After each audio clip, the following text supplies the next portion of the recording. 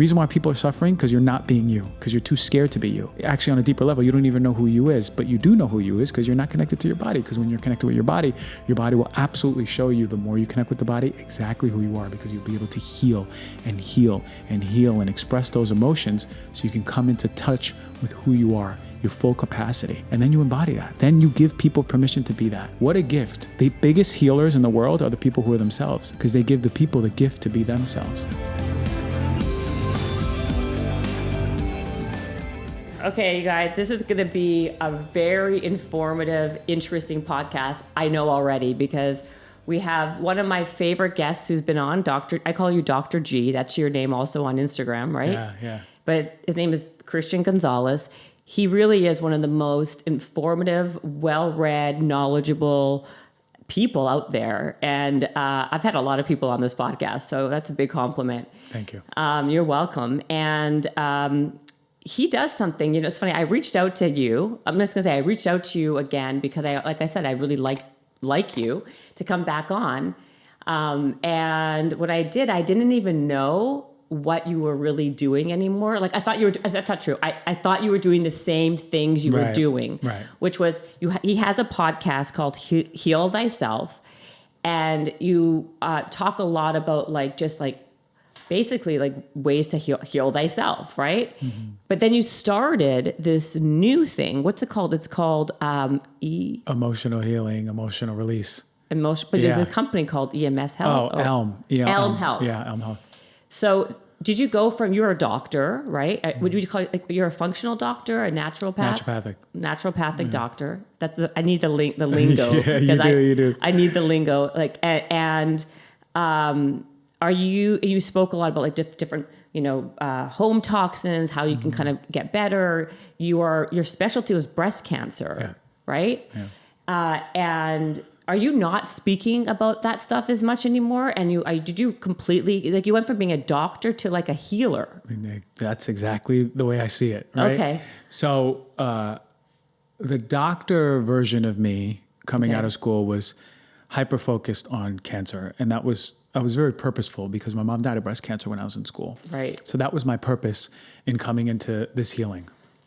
And this may be interesting. When I first started seeing patients who had breast cancer, I had a young girl come in, and she was younger than me. And I remember I was inspired on my whiteboard right by my desk to draw a big pie graph. What do I know that causes cancer? And I started putting in chunks, like pieces of the pie. Mm-hmm. We know through evidence like this.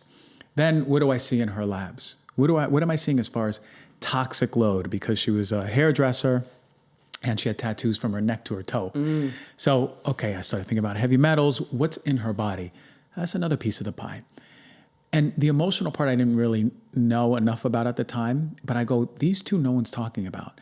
I decided to go to toxins route because there was a lot of evidence there. So I can communicate that in ways that in my white coat, people will be like, oh, he knows what he's talking about, right? Instead of going down the emotional route, which is a little more abstract. You can't necessarily quantify an emotion. Right. So that was my journey. So 4 years into it, or 4 years later, I meet you and I'm on your podcast because I started learning a lot about, all right, what is the implication of heavy metals? What is the implication of toxins that we're exposed to at home, at work? And how are they affecting our hormones, our brain, our nerve? And that sort of culminated into this I'm on all these podcasts talking about toxins. People love when I talk about it on my show. People want to know what's in this matcha, what's in this cacao, what about this protein powder? Give me the list. I'm waiting. It's so true. I loved going onto your page because you always gave such great information about these things that people the layman's people wouldn't necessarily ever know those things. Right. And there's still a passion there, but the reason why it sort of started to shift was because there was a moment, right? And I was worried I was moving into a new place and I was worried about mold because I was sick with mold years ago, and that's an environmental toxin. That's a toxin we're exposed to. And I'm like a canary in the coal mine. I could smell mold. I could even tell you what room it's in. I could tell you if it's in the closet or near the bed. Like my body, it's a real sensitive shift, but you feel whoa, I feel high. Like the mold just hit me, Wow. And I was worried. And I go, oh my God, all this mold. I can't move here. I like this place, but I can't move here. And what happened was I stopped for that moment. I said, okay, every place is going to have mold. Every place on some level is going to have mold, every home, unless we're living in a cave and there's going to be mold in a cave. Yeah. So I said to myself, what about resiliency? Okay, that cup that overflows when you're exposed to mold, what else is in there? And I started thinking about all the things. But then I started thinking about what's the size of the cup? Is my cup like a huge mason jar or is it a shot glass? And then I thought about what dictates the size of the cup. What is the resiliency aspect? And then it hit me. The emotional part is integral for everything. For me, more important than talking about the toxins you're exposed to is the resiliency to the toxins you're exposed to.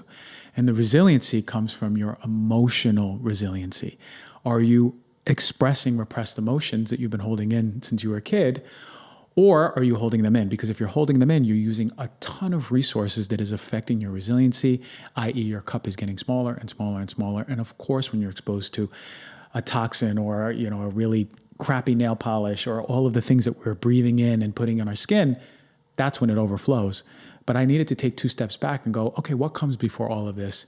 And what I found was that it was emotional repression.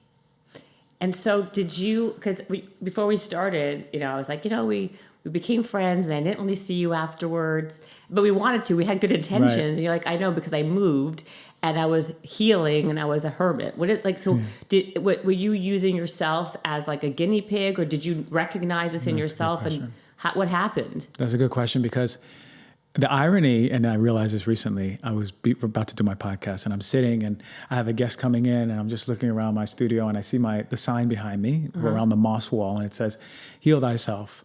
Right? And I'm looking at it and it hit me, again, another moment of hitting me, right? Yeah. That everything that I've been going through on my health experience, from the physical, mental, emotional, has all culminated to this capacity to hold people in this healing.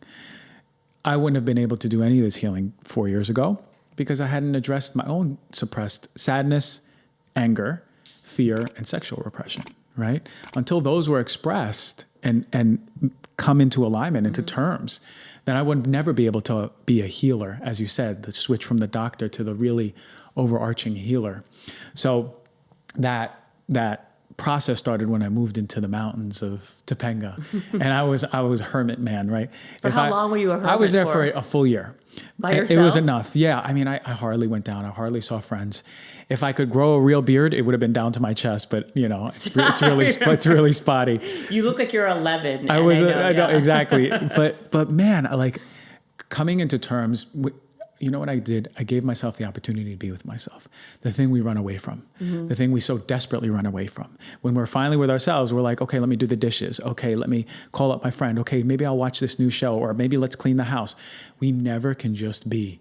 And I believe the reason for that is because we're so in our head, our ego, to pull away from that pain that we hold in the body, because we inherently know we carry a fuck ton of pain.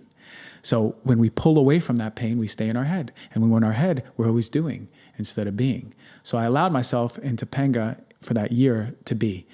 And ironically, when I allowed myself to be in the first 2 weeks, I started crying. And I cried for 40 days straight. I really grieved my mother. What I didn't grieve for about 8-9 years up to that point, 8-9 years worth of tears came out that I was holding in. And why?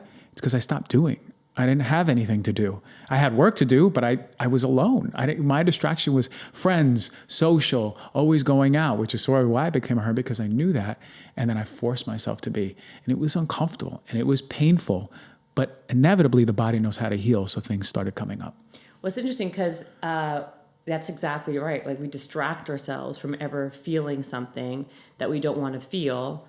And so we scroll our phones and we, keep ourselves busy by making phone calls or just whatever we can do to like not do that. So then let's start from the beginning. Okay. So your whole thing then is emotional healing, and then emotional repression, like how we are all basically emotionally repressed. And how do we know if we have emotions that we're repressing, and what's the first step to deal with it? Let's start with that. That's good. I like the sequencing of your questions, because that's how I think. I'm like, well, what's the story? How do we start this? Right? Exactly. So inevitably, everyone's holding an emotion. Unless that person can completely connect to their sadness, their anger, their fear, their guilt, their shame, their sexual repression, they're able to connect and just move and express it. But few and far between are those people.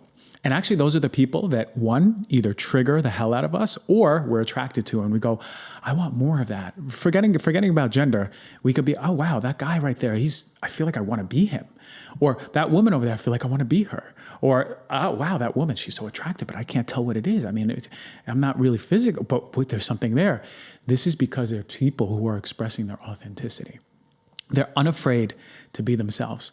And the thing that we value inherently more than anything, without even knowing it, is a person who is unapologetically themselves. Now, that doesn't mean in their ego going like, I'm unapologetically myself because I feel like I should be this, this, and this, and I'm going to be this, right? It's not identity driven. On the contrary, it's soul expression driven. It's who you are. It is the fullest expression without fear. Give us an example of the difference. So you have kids, right? Yeah. How old are they? 10 and 8. Okay. Remember when they were under 5 years old? Yes. Okay. Do you remember when they were not afraid to cry? They were not afraid to yell. They were not afraid to poop when they needed to. When they were hungry, they didn't go, oh, maybe I should fast for a little bit, or maybe they followed their body, right? They were seamlessly in their input, expression, unfiltered. And things changed when they hit 6 or 7 years old. Not only did their brain waves change, but their ego came online. Because under 6 or 7 years old, your children were fully conscious observers of their experience. The things that we want to be, the things that all of these sages and relics over time have say, this is enlightenment. Your children were enlightened when they were born. You were enlightened when you were born. Before the age of 7, when you went out there and you saw a succulent, you stared at the succulent because it was so beautiful. There was no judgment. You just were seeing it for what it was. When you met people, you were seeing them for who they are.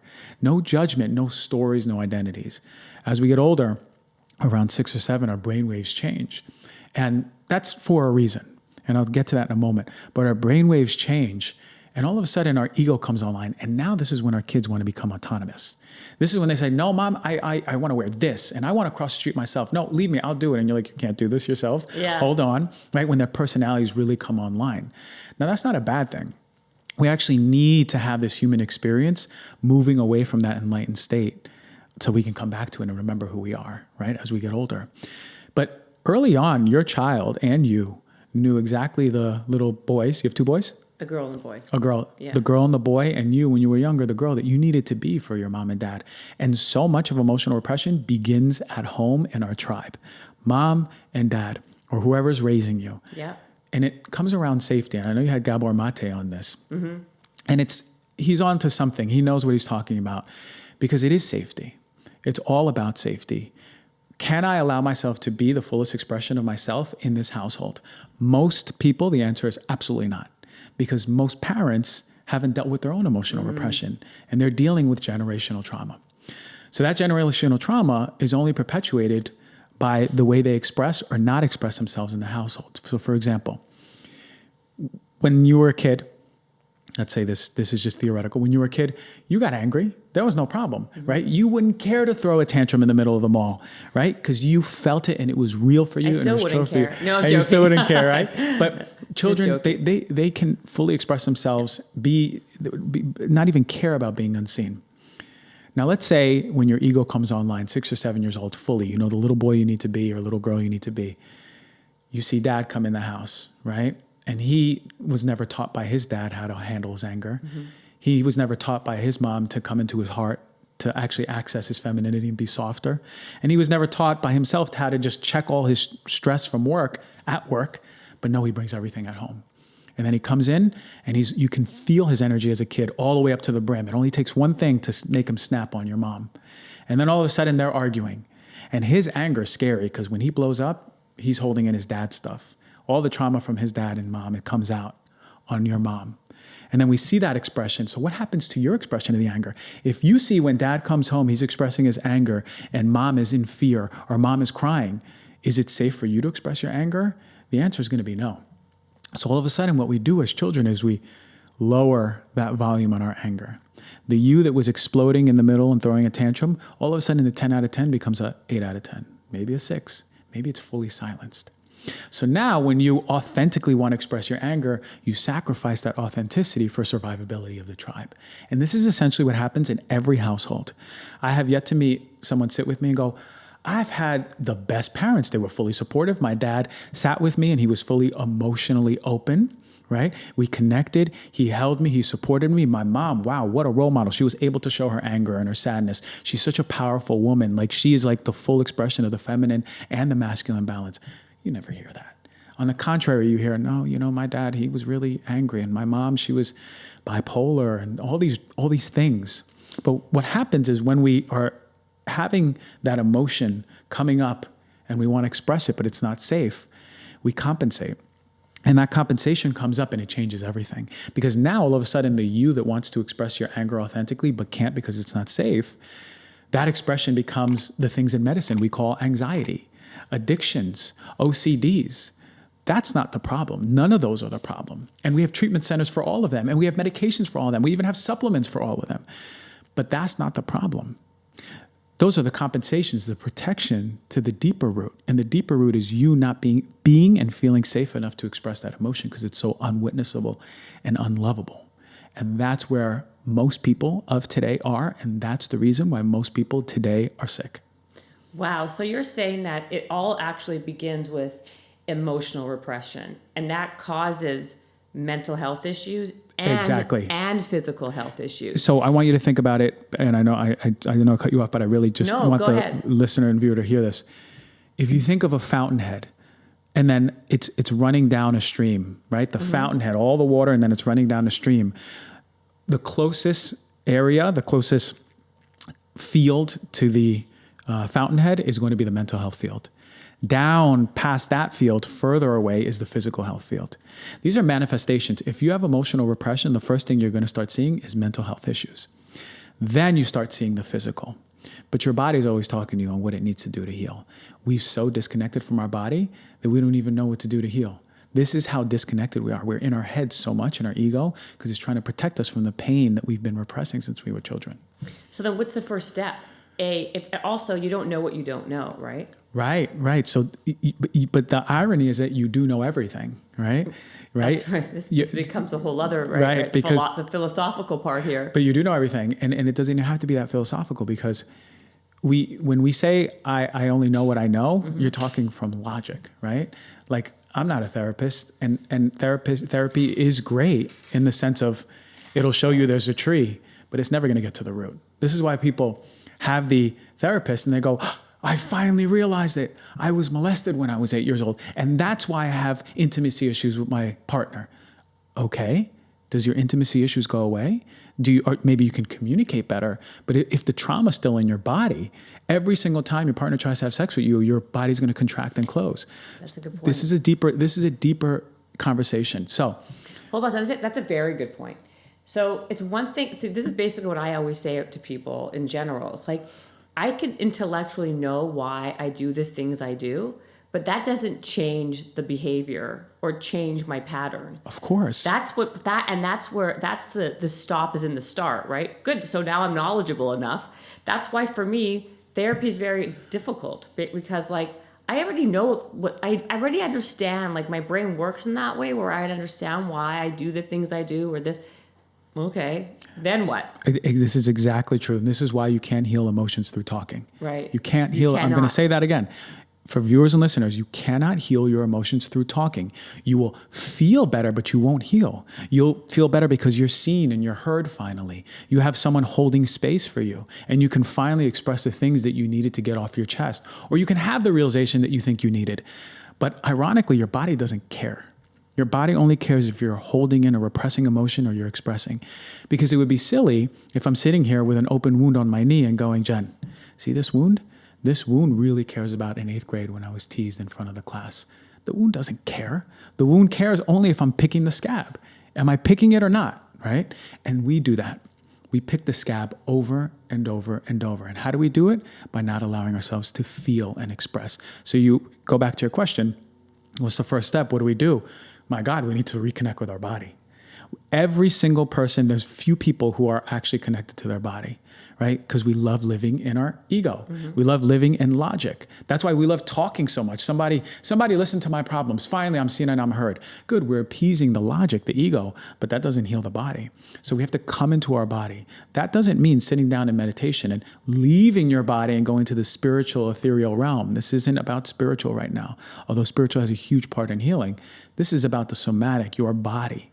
The most disconnected thing that we are is from our body, because we love living in that balloon that's floating away, ungrounded. We think and think and think and think, and then we question what we're thinking, and then we keep thinking more of that question that was the question, right? So Exactly. what I tell people is, hey, you need to stop. First and foremost, you need to just stop. Put your phone down, right? Put the notepad down.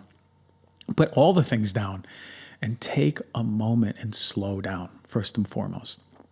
You have to slow down. You have to slow down. Even if you got to get out in the rush, you have to walk slower. Take time, be intentional, first and foremost, to begin to feel like what mindfulness may feel like in the body. But ultimately, you got to connect your body. That means, this is what I tell like my busy clients. Hey, look, you're a single mother, you got kids. When you're in the shower, feel your feet. When you're in the shower, feel your knees, feel your hips, feel your body. Just begin to feel your body. Ironically, so many people go, oh my God, I can't believe how much pain I have in my body. I haven't even, my back's been in pain for years and I didn't even know it. That's how good we are at moving away from physical pain. Now imagine emotional pain that are more subtle. We stay in our head to move away from that pain. So when you come into your body, you notice where you're tense, where you have pain, where you have tingling, where you might feel off, right? Where it feels good. These are all things that is 101 to being a human. 101. We do all the things, like where we want to eat all the best foods and get the best sleep and do the best workouts. But my God, nobody is embodied. Nobody. It's essential for us to get into our body and reconnect and reconcile that relationship with the body that you had when you were a kid. But how, like, even now, if you say, like, take a moment, whatever, and feel your body or feel whatever. Okay, so if I'm just, like, sitting here with you, you say, feel your feet. I don't feel anything. Right, because you are so used to being in your head. Yeah. Right? And that's protection, and that's okay. Right? You've protected yourself for so long to move away from your own body, right, that you can't even feel your feet. But when I work with clients, for example, the first step is having them lay down and me going through a sequence so they can feel their body. Most people fall into safety in their body. Most people. Some people are so much in their head, when I could see when they're talking to me in the beginning and when they walk in, that it's really difficult to keep them in their body because they're so scared. Essentially, with the analogy I gave is like, we're going into a cave, but you're descending. I'm only giving you the light, and I'm showing it from my helmet. But the ego is a tour guide saying, you don't go down there. It's going to be very unsafe, right? So some people are ready, and they go, you know what? It's easy for me to go down here. Whatever, I can go into my body. I do yoga. I dance. I can feel my body pretty well. Other people are so cerebral, like me, seemingly like you, that it takes work. It takes work for us to just feel like the surface under us, right? People who've gone through trauma, who've dissociated, it takes a ton of work to come into the body, right? Because we're so safe in our head. That's the only place where we can numb ourselves. But the truth of the matter is, we'll never heal in our head, ever. We have to go into our body and start feeling what's there and allowing the body to do what it best, and that's heal. And is it the best? Okay, so people who are cerebral like us, and I say, okay, you say feel your feet, whatever. I don't feel my feet. Is it more of a thing where it's practice if I keep on trying to do it? Or is it like if I just don't give up after 2 minutes? Like, exactly, you will. And this is what I tell people. This is an everyday thing, right? And again, 101. It's not even like, oh, I'm going to add it to my routine. It's 101 on being a human being. You eat, you poop, you feel your body, right? Yeah. Because kids do that. If you want a role model on how to be healthy, look at your kids, right? Look at them running around, look at them expressing, look at them feeling their body so when they're under 6 or 7 years old, right? But if you do that, if you take 5, 6, 7 minutes a day, you know what I do? I wake up in the morning, I get up, I put my feet on the ground, and then I go lay down somewhere. And I actually feel my body, right? And I go feel my toes and I feel my knees, and I will feel if I'm holding tension. And then I know what things mean in the body. So on the upper left part, my belly, I know fear is there. I know for me it's very true, but for most people fear is there. But that's where I hold a lot of fear, right? So my body's never tense except there. And I go, okay. If it's really tense, I go, I'm in fear of something. Maybe I'm in fear that today's going to be overwhelming. Maybe I'm in fear I have a story that I'm not good enough. Something is here, right? But also, I breathe. I push on there. I breathe, right? I sound out the sound of the fear. What does it sound like here, right? For me, it might be, right? Or it might be screaming, right? I connect my voice to that tension, and I begin to feel it move and open up. And that's easy, because we want to know why? We know how to do it. It's inherent in our body. Is there different things, like where do we hold the case? So if you're saying we're repressing our emotions, where are we holding them? And is there like a connection? Like, for example, if you feel like, you know how they do this in is it Chinese medicine? Like if you, like meridians and all that. Like, for example, like if you feel something in your foot, that means or whatever, it's your kidney or whatever, that means you have this problem. Yeah. Is it the same? Like if I have a gut problem, does that mean I have anger I'm dealing with? Yeah. Or is that, do you connect It's a good question. two? It's a great question.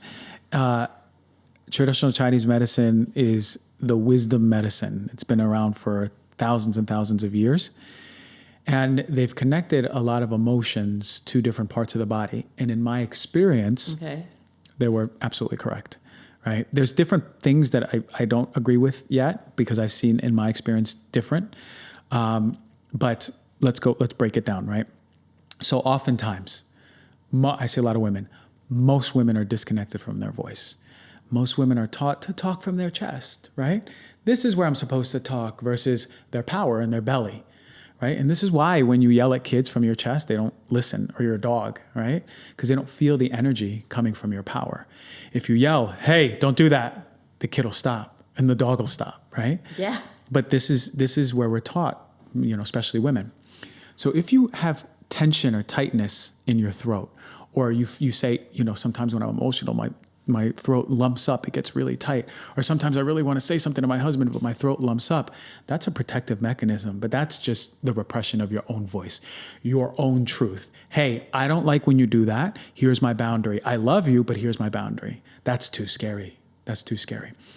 If there's a lot of tension in the chest, and oftentimes this comes up a lot with clients, especially men, it's because we're not allowed to show what's in our chest. And what's in our chest is our emotion of vulnerability and sadness, of course, as you think, right? Mm-hmm. So most men have a lot of expression when it starts peeling. They show a lot of anger in the beginning, because why? Society accepts that. It's lovable. It's fine. A man can be angry. But hold on, a man can't cry.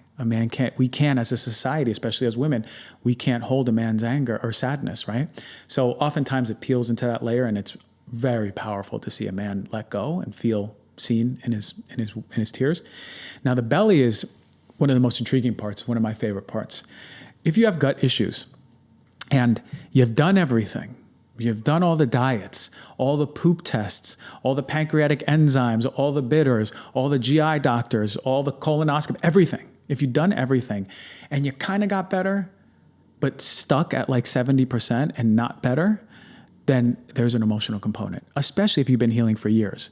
And it's crazy for me when I talk to people, they're like, I'm on this healing journey with my gut. I'm like, well, how long has it been? And they're like, it's eight years. I'm like, and you ain't healed yet? What's happening? Because your healing is not inaccessible. Your healing is accessible today, especially if there's an emotional component, which oftentimes there always is.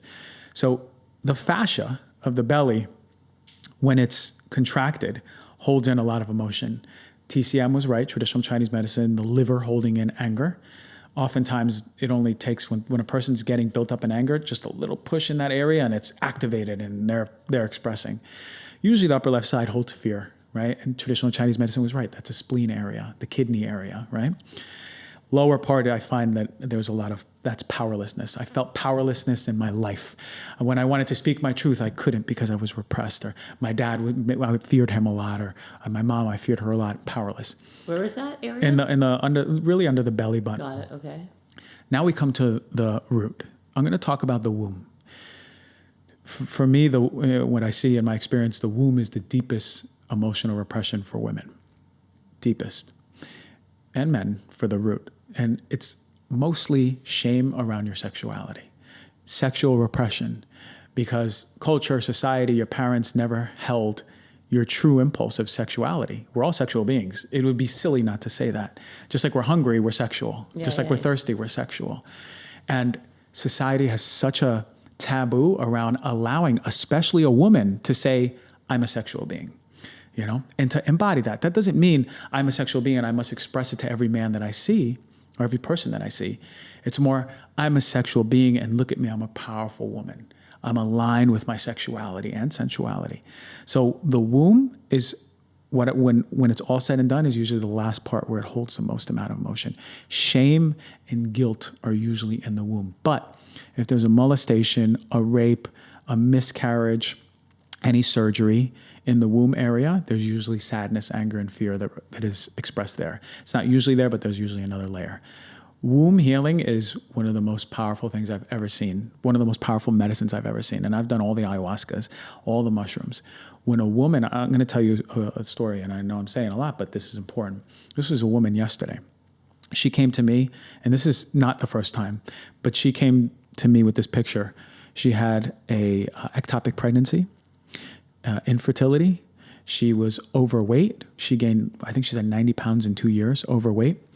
She had gut issues and it was a mess, right? And she came to me. She was super emotional because she's like, I don't know what to do. I've been to every endocrinologist, fertility doctor. I did IVF twice. It failed. I don't know what to do and I can't have a baby. I knew what was going to happen. As soon as she laid down, I connected to her body. I knew exactly what part of her womb was the ectopic pregnancy. And she didn't tell me. I put my hand right on it. And she started getting emotional because she knew I knew, right? And then this emotional experience started. And immediately, she felt this boulder in her womb, exactly where my hand was. And she said, I had a vision at the end. She's like, Doctor, she had a vision of a boulder. I saw it. And I put my hand on that part and I started pushing down and I asked her, what emotion is there? You know, we were breathing and going through this process and she's fear. Well, she was molested. She was molested at 9 years old and she was raped the first time she had sex with her partner or boyfriend, you know. So she's had men cross her boundaries and I'm pushing on there and this, oh my God, I swear it shook the house that we did it in. This sound came out of her and I knew that everything was moving. All the pain that she's been holding since she was first molested at 6, 7 years old. Since she was first molested, that all moved up. And it was long and loud and long. And you know that the sound wasn't coming from her chest, wasn't coming from her throat. It was coming from deep in the pits of her pain. And it came out. And it came out completely. And then there was a... And I felt her womb just open under my hands. This woman, mark my words, this woman is going to get pregnant. This woman is going to lose all the weight, that protection that she's been holding. I know this because she's not the first time I've seen this exact thing happen, and that lady got pregnant immediately a month later. So this is what I'm talking about. Do you see where I'm going with this? Yeah, so basically you're saying then with this emotional repression, once it's actually released, these emotions are actually released. They're actually released in a physical way. It's not just, that's what you meant by when you said you can't just talk your way through it. No. You have to actually go through the process. And you mentioned something that I wanted to ask you, which is like ayahuasca, right? Can you have the same type of healing emotionally by doing ayahuasca? And I'll tell you why. So I went on this ayahuasca retreat. Did I ever tell you about this? I was going to go. I was going to go with you. You were going to go with me. And then I think COVID happened or something, and it fell apart. It was right before COVID. Yeah, it was like a month before COVID. Yeah, we were going to go. And I took my sister with me, and I did the ayahuasca. Didn't I not tell you what happened? No. So I did it, and I was stone cold sober. I was the only one out of the entire group. Nothing happened to me. You know how they put you all in that room? Yes, yeah. Okay, well, I took my 2 cups like I was supposed to the first night and the second night and the third. It was like a 4-night extravaganza, which was not my cup of tea, or not my cup of ayahuasca, I should say. And I'm not joking. I took 2 cups every night, like prescribed. sitting up there. Everybody around me was barfing and like shitting and crying and screaming. It's a scene. And I was literally miserable because I'm like, nothing is happening to me. And I'm now stuck in this room with all of these people. And they wouldn't let me go back to my room. Right. And you were just sitting there. I was sitting there stone cold sober. Wow. And so they were saying to me, it's because you're so strong-minded that you won't let yourself go there. And I'm thinking, maybe this is just a load of shit. Like, I don't know. Right. You know? What is your take on that then? Does that mean... I would partially agree with what they said. You, if you want me to look at you and like I can feel you. I feel you very, very cerebral and very protected against the pain that you hold in your body. There's pain in your body. I can feel it. Right? Really? Yeah, what do you mean 100%. You can feel it? You can feel it sitting here? Well, I talk to people every single day before we do an emotional release, but before we do an emotional healing, right? Yeah. So you grow a sense of seeing sort of how people express and what they're holding in, right? Seriously, yes. But you have a great ability to be here, which is why you're able to build such an amazing brand and podcast and have a beautiful house and team. Like, you've done a lot with the ego, right? But I believe there's so much more you can do with your body too, right? Really? So, because think about it, ayahuasca is fucking strong. Strong. And it took me, I did less than everyone. I did half a little shot. And by the time we finished the circle, we didn't even finish the circle, I go, it's happening. Like, I was already like 20 minutes before everyone in ayahuasca land in the moon. Yeah. But I believe it's, yes, you are strong-minded. I feel that. I feel you're really heady. Or maybe just it was perfect for you. Maybe you were to witness everyone having that experience. Maybe that's exactly what you needed. Yeah. Okay. So I'm very frustrated because I'm like, they wouldn't. I felt like it was such a like sham, basically, right? Because I'm like, what is going on? Or did I just have zero trauma that I was just like not in the space to like, that was just the wrong thing for me. Maybe, or maybe you needed to be one-on-one or something, right? Maybe it was a group. Yeah, the environment wasn't me. Good for you. So no, and the only reason I was asking, because you're like, you've done everything. And I wanted to know, like, if you're, and why I brought up the ayahuasca was because it is a physical release, similar to what you're talking about. Yeah.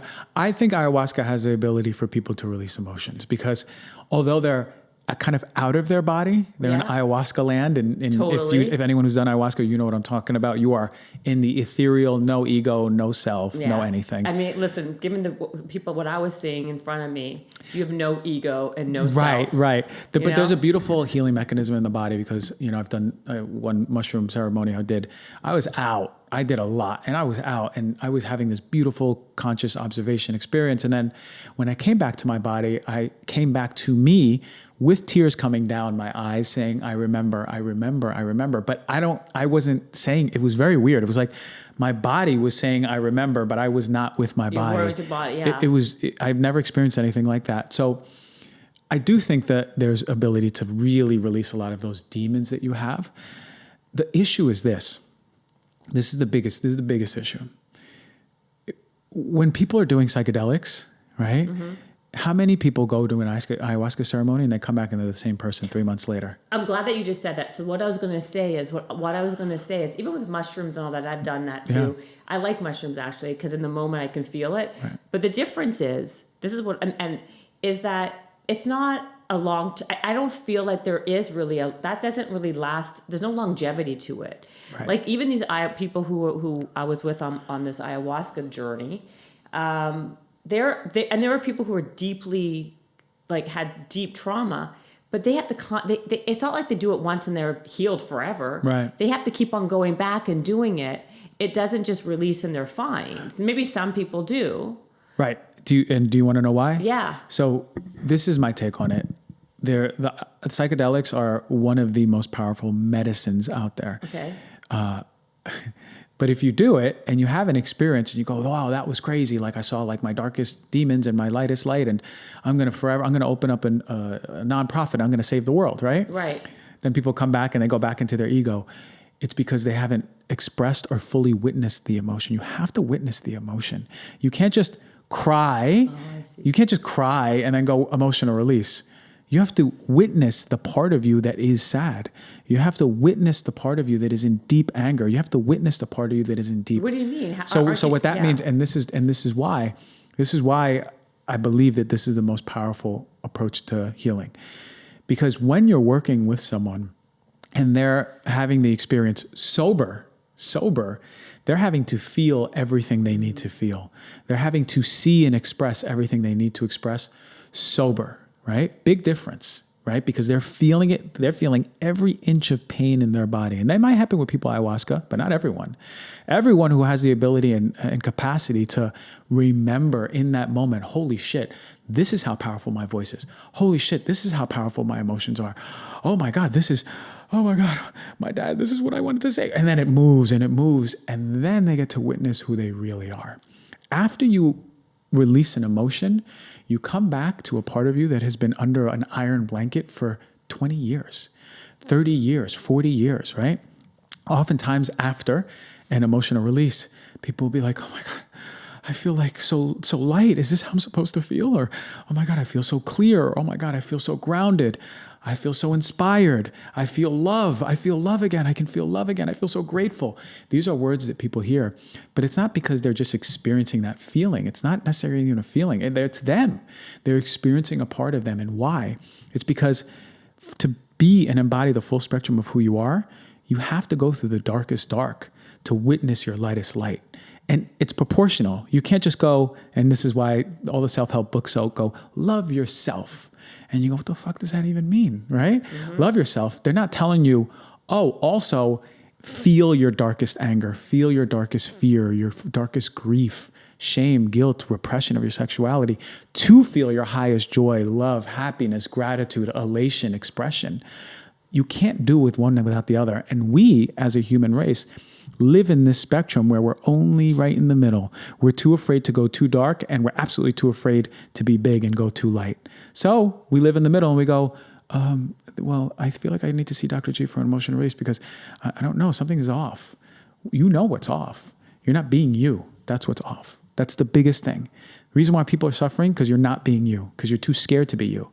Actually, on a deeper level, you don't even know who you is, but you do know who you is because you're not connected to your body. Because when you're connected with your body will absolutely show you, the more you connect with the body, exactly who you are, because you'll be able to heal and heal and heal and express those emotions so you can come into touch with who you are, your full capacity. And then you embody that.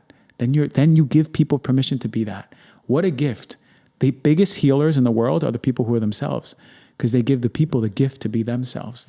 So I have a question. So if I think I'm pretty authentic. I've been told. But yet, if I still have, as you say, a lot of repression emotionally, am I being authentic, not the real authentic me? Well, no, it's a good question. It's a good question, right? You know what I mean? Is this like a persona of my authenticity? Right. I love the way you think. It's one thing to say I am authentic in my identity. Right? Yeah. So it's like me going like, people love identifying. This is how we make sense of the world. Yeah, totally. And this is because we desperately look for who we are, because we're so disconnected from our body. Our ego in our head looks at identity. So I can go, well, this is my community and I'm more like this. So now I know who I am. Now I can be authentic in who I am, right? That ain't true. No. That ain't true, because who you are has nothing to do with communities, sex, gender, family, job. It has nothing to do with the way you dress. It has nothing to do with the way you talk. It has nothing even to do with language. It has nothing to do with all of that. It has to do with the embodiment. Even without language, even without clothes, even without gender, it has to do with the embodiment of who you are. So what that means is this: authenticity in ego will keep you running in a tornado trying to find yourself the rest of your life. Authenticity with who you are, meaning allowing yourself without fear to express, you know what? I'm fucking angry, man. This podcast did not go the way that I wanted it to go. And you know what? I feel like I need to go into that back room and right? Let that out. Let it move. Okay, now I feel better. I allowed my anger. Instead of me going, that podcast didn't go the way that I wanted it to go. I'm going to go for a walk. And maybe the walk is just going to quiet and I'll finally just find some peace in my walk. The walk didn't do anything. The walk just quieted and suppress that emotion. I need to express that anger, right? Now, it's not just anger, it's every emotion. So authenticity doesn't have to mean like you and me are at the supermarket and I'm mad and I throw a tantrum in the middle of the supermarket like a 38-year-old baby, right? But it means if I'm pissed off that I allow myself the space to hold myself with myself to express that emotion, wherever it is, in my car, in my sacred space at home. Like what, you just start screaming in the car? Well, yeah, well, there's ways to express that energy, right? But you can't just scream from your chest. That has to come from your belly. But how do you know? How do people know if they don't have the luxury of seeing you one-on-one? Because you connect to your body. This is back to square one. If you're connected with your body, you will know exactly what you're holding in. If I'm your partner and I say something rude to you, and you're like, oh, my identity is so easy and flowy and I don't take offense to things, then you're going to trust and believe that you're not taking offense to it. But your body could say something completely different. Your liver, the fascia around your liver could tighten up so much, right? That you all of a sudden you go, oh, I don't know, I feel like I just really tight, okay? And then you eat dinner and you're like, I feel so bloated. I don't know why.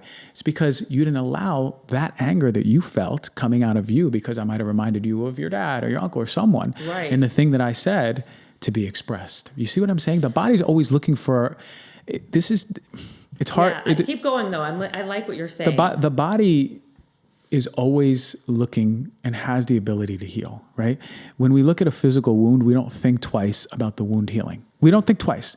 We actually kind of know what happens in the body, right? The mechanisms in science, how a clot forms and what happens. But we never think about the emotional healing. Why do angry people attract angry people?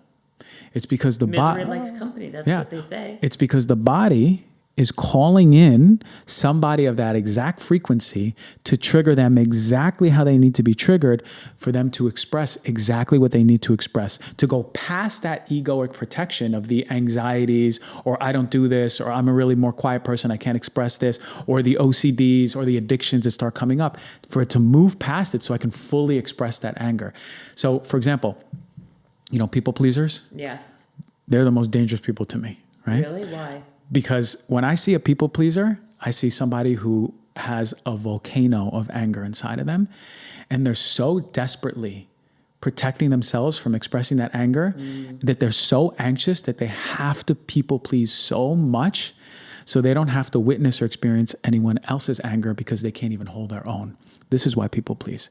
So those people pleasers, like we work with them and we're like, oh, Lisa's such a sweet, oh my God, she went and got me coffee. I didn't even ask for it. She actually got my mail from the thing. I didn't even ask for it. She actually turned on my computer for me. Okay, great. But then you go on a car ride with Lisa to the other branch of the office, right? And then all of a sudden there's a flat tire and Lisa has a meltdown. And you're like, Lisa, what the hell? It's just a flat tire. Relax.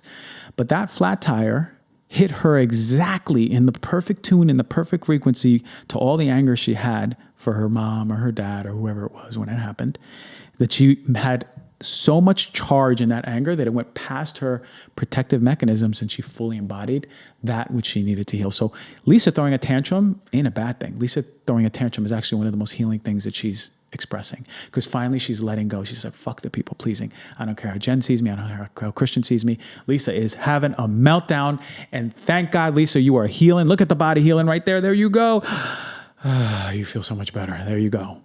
But is it healed forever or just healed for that moment? It depends. If she allows the whole volcano to express, then it's healed forever. Because normally what I was going to say is the people pleasers, those are the ones who usually explode. Like they're like great, and then they like have this crazy explosion. You're like, wow, what the hell's wrong with that person? And you're like that, but then they go back to being a people pleaser, and then you know what I mean? And it just happens again. It becomes like a roller coaster. Because they're not having the capacity to, one, be fully safe and express everything that's in there, and two, witness. You have to witness. You have to go, holy shit, I'm angry. I am an angry person. Imagine a people pleaser going, I am an angry person. That is blasphemy to a people pleaser, right? But imagine if the people pleaser goes, hold on. Maybe I'm protecting myself by people pleasing. Maybe I'm not being real to myself. Okay, well, am I angry? I feel pretty angry. Maybe I'm just an angry person. Okay, Then all of a sudden that anger, they're allowing themselves to be in their body. They're allowing themselves to witness and say, okay, yes, I am an angry person and I can be angry. And you know what? Fuck that. Okay. Fuck that. Right? All that energy starts building up, and then they're expressing it with their voice, right? This is how you have long-term healing. That doesn't mean this person will never get angry again. Of course, we're human beings, but it means that their anger is not going to be disproportionately repressed or expressed.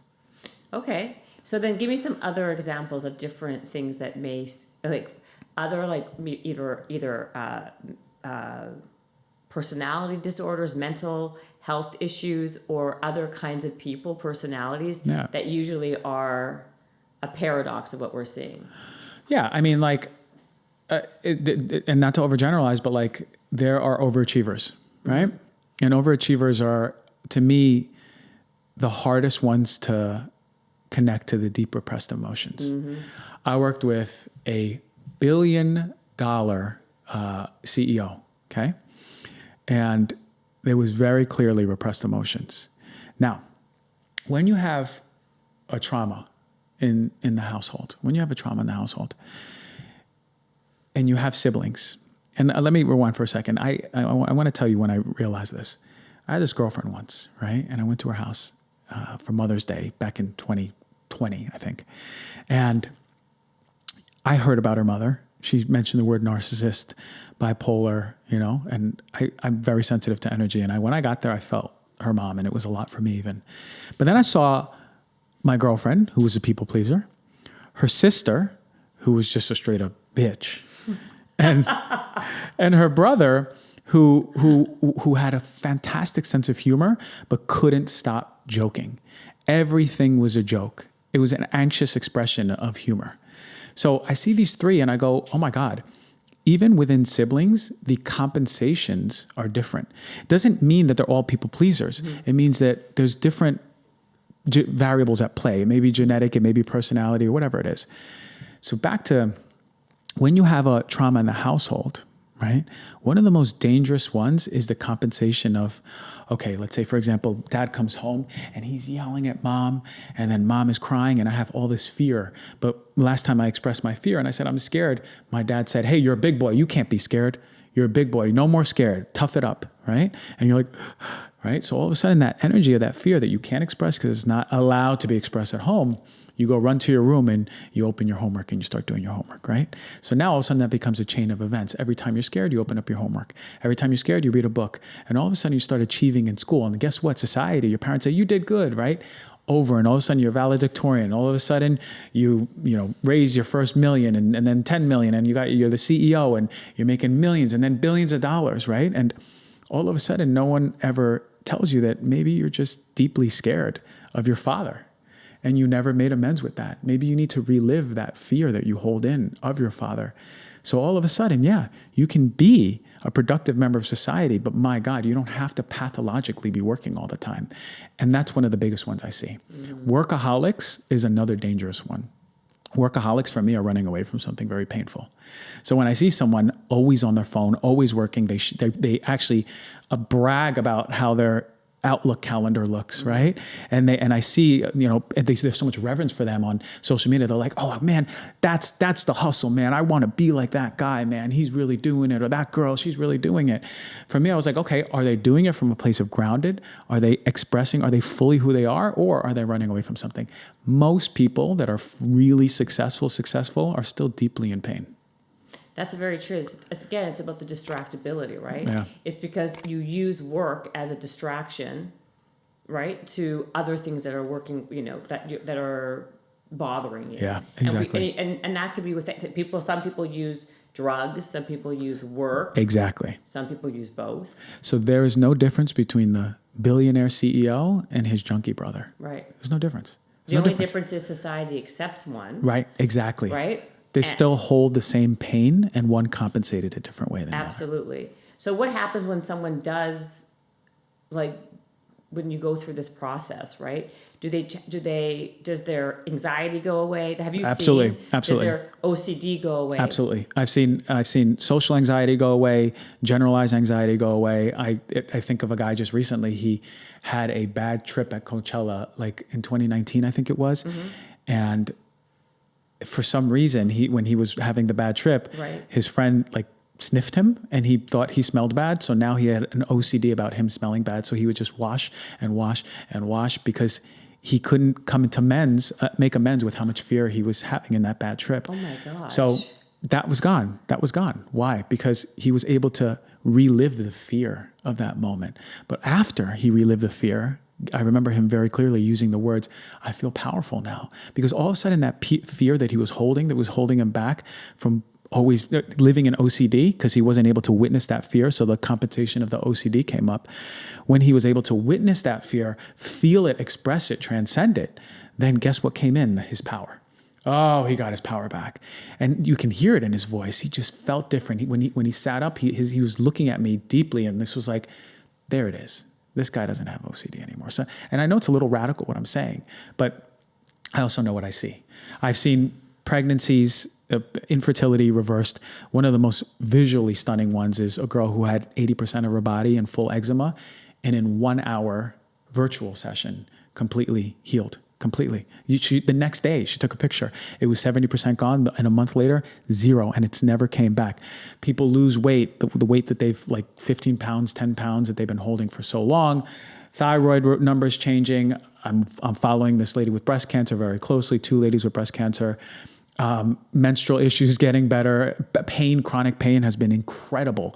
Like the testimonials from the chronic pain is like, I've been living with this pain since my gymnast accident when I was 14 years old. It's gone. A man with lower back pain, which was really just guilt because he wasn't there for her mother that died when she was dying. He was in another country. The guilt that he was carrying in his lower back was just pain, expressing his pain. And when he expressed that guilt and finally expressed that guilt, the pain went away. Of course it goes away because it wasn't structural. It wasn't he didn't have enough magnesium. It was because this man was living in guilt. So this is what I'm saying. It's physical, it's mental, it's everything. And to think that we in medicine are neglecting this is, to me, one of the biggest crimes that we can do to human beings. This is why, like, we're talking like so much about like kind of like mental health now. We're like, we need to talk more about depression, anxiety, and I'm for that. This is a wave that is like 20 years behind. But I'm the first one saying this, and I'm riding it, and I'm riding it. I'm leading it, and I'm leading it to people. And that's why we're doing these healing events with 100, 200 people, 300 people, and it's changing their lives. You're doing that big of events? Huge events. Where are they? We did one in LA. We're going to New York June 17th. To do what happens if people come to an event? We do huge event. We do huge emotional release event. So it's like a 4 or 5 hour event. We have different. And people it's a flow. Yeah. Well, people do. There's a breathwork section. There's a sound healing section. There's a dance section. There's an anger release section, and then it culminates with an emotional release. But this may sound radical, but it's because we're not on it yet. Right? We're not on it yet. Mental health was a radical thing to talk about in the 90s. Yeah. But people are kind of talking about it now. I promise you, in 15, 20 years, this will be a thing that like all of a sudden is going to become very pop culture, but you're hearing it here first. Wow, it's so interesting. So then, okay, like for example, I think I heard you talk about 2 things that I really like. Number one, you said something on another thing where you said that, I love this. You said that we sacrifice our authenticity for our survivability, which is so true, right? Like I believe that. So how do we get back to our authentic self? Get back to our body. It's always getting back to our body. You have to, because there's no way to get back to your authentic self if you're living in your head and your ego. Right. If you're too afraid to witness what's in your body, then you're not going to be able to. Because when we are repressing emotions, those are the things that are quote unquote blocking our authenticity, our full expression of ourselves. But even the emotions are authenticity. Well, that's the thing. Okay, the other thing is, I heard you talk a lot about masculine energy, female energy, and sexuality. Yeah. Right? So can you talk a little bit about that here? Yeah, 100%. There is a crazy imbalance that men and women are embodying when it comes to our own inherent energy, right? Of masculine and feminine.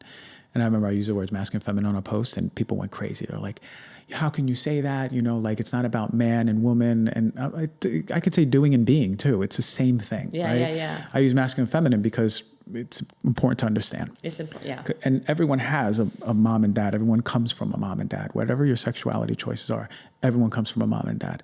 And polarities are important, very important.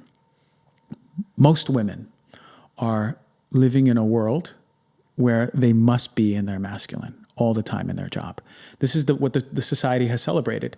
Do, achieve. Can you get that gold medal? Can you get that promotion? Can you get your book signing or whatever, right? All of these things, we become master doers, especially women, right? Doing without coming back to the, okay, hold on. There's also a flow, a surrender, a receiving, right? That's important to have that balance. A lot of women are in their masculine too much, right? And that doesn't mean I'm saying society can't hold a woman in her masculine. That's not what I said. I said most women are pathologically too much in doing and not enough in being. Same with men. Most men, and I know you probably had a lot of men sit in this chair that I'm sitting in right now, are pathologically in their doing and so disconnected from their heart. You know how many times I've had a woman sit in front of me and go, how was your relationship with your dad? And they go, well, he was there for me. I mean, he was like, he provided and he would pick me up from soccer. But like, I'm like, okay, well, did you have an emotional connection? Did he ever say, honey, tell me, sit down. Something's going on with you. I feel it. Tell me what's going on. Open your heart. Let's talk. When has a dad ever said that? Dads don't really say that unless they have an open heart. Most men, and I bet you a lot of men in this seat, like I said, are so disconnected from their heart and achieving from their head that they're living in the doing. But the real man is balanced in his masculinity and femininity. That means he can protect with a sword. He can be like, I'm going to protect my village. I'm going to get shit done. But also I'm going to lead from my heart. I'm connected to my heart. I'm connected to people. I'm connected to my heart, receiving. I can receive love and give love, right? And if you're arguing in relationships over and over, it's never because the dishes. It's never because the trash. It's because there's an imbalance in your masculine and feminine polarity, and there's emotional repression, and that person is embodying that which is triggering you that needs to be expressed. Biggest reasons. I noticed this because when I dealt with my emotional repression, my arguments went down and down and down and down. When I dealt with my connection to who am I as a man, femininity was always easy for me to come to, right? I always felt comfortable around women. I always can open my heart. I always was sensitive. I took a lot about, like my mom, like I'd watch a movie and I'd be able to cry. But what I needed to learn what it was to be a man in my masculine, right? I was a good doer, but what does it mean to hold a woman? What does it mean to connect and accept a woman for everything she is? Most men out here in the world can't hold a woman in everything she is.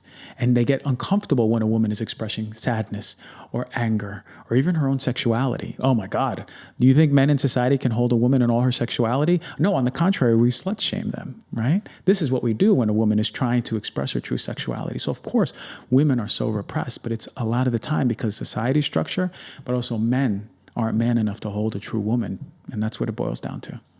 So then you also say that, do you think that what do we attract? So if you said something like, if I have a masculine energy, I'll attract more of a feminine exactly. energy. Yeah. This is the polarity. Or is that who I'm better with? Because I think, I only can use myself as an example here, so I'm going to do it. But like, I believe I would have more of a masculine energy than a female energy because of everything you just described and said. But yet I seem to attract a lot of very masculine, like alpha guys. As partners? Both. I mean, who I actually get along with is actually much more the non-alphas. Yeah. That's my better suited partner. But I do seem to end up with alphas a lot. You know what I mean? So like my husband's very type A, very alpha. And I'm sure you guys can accomplish anything in the world, right? If you set your mind to it. Yeah. But I don't know your personal life, but I'm sure that there's a lot of clashes due to the masculinity. There's a lot of clashes. Because sorry, but it's true. In the polarity of the man and the woman, right? Yeah. And this is generally speaking, and everyone has their own balance, right? Yeah. Me, I'm inherently probably just like 50-50, maybe 51% feminine, right?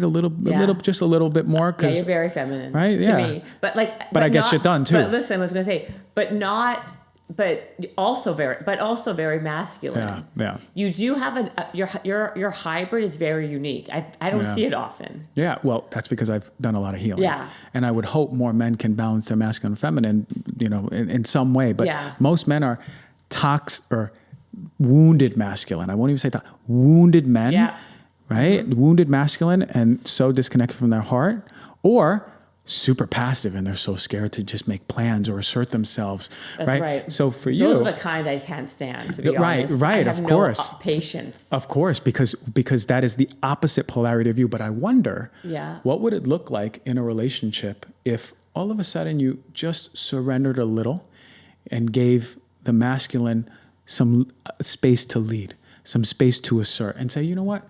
I'm going to let you take care of this. I'm going to surrender. Oh, yeah. No, I do it all the time. Well, good. Then you guys have found something that works for you. But actually, now that I think about it, is it possible that you can have masculine energy, but really not have that masculine? For sure. Well, if you can turn it. I don't really have that. I think like in certain things I have it, but in real life, I don't have it. Well, if you have the ability to turn it off, right? Like, let's say you're done with your habits and your hustles and you're printing out stuff and your book stuff and your calls. And when you're with your husband, you can go, I know he's got, I'm going to do stuff, of course, like maintain the household too. But I know that if shit needs to go down, he's got it, right? I can surrender. He's assertive enough to go, babe, don't worry, I got this. Let me plan it. You're doing too much. Let me plan it, right? Can your husband, is he even allowing himself to step up? Okay, like wait. So this is, I think, where it gets confusing. What is your definition of a masculine energy versus female energy? Because what I think I'm referring to is mostly more like alpha, who, like, for example, my husband he's like a super big go-getter, and he's very capable, and he can get everything. He gets a lot of shit done. Good. He's not someone, but I wouldn't be able to be with anybody who's not like that. Right. So then I ask you this question. I meant more of a quiet type. But maybe. No. It's not about the personality. It's about the energy of the expression. I think that's what So then I ask, can your husband also stop, be, receive, open his heart? Those are aspects of his feminine. That's more feminine, right? Right. Yeah. Those are aspects of his feminine that probably could be cultivated if I'm just guessing, right? Yeah. Because most men can. Yeah.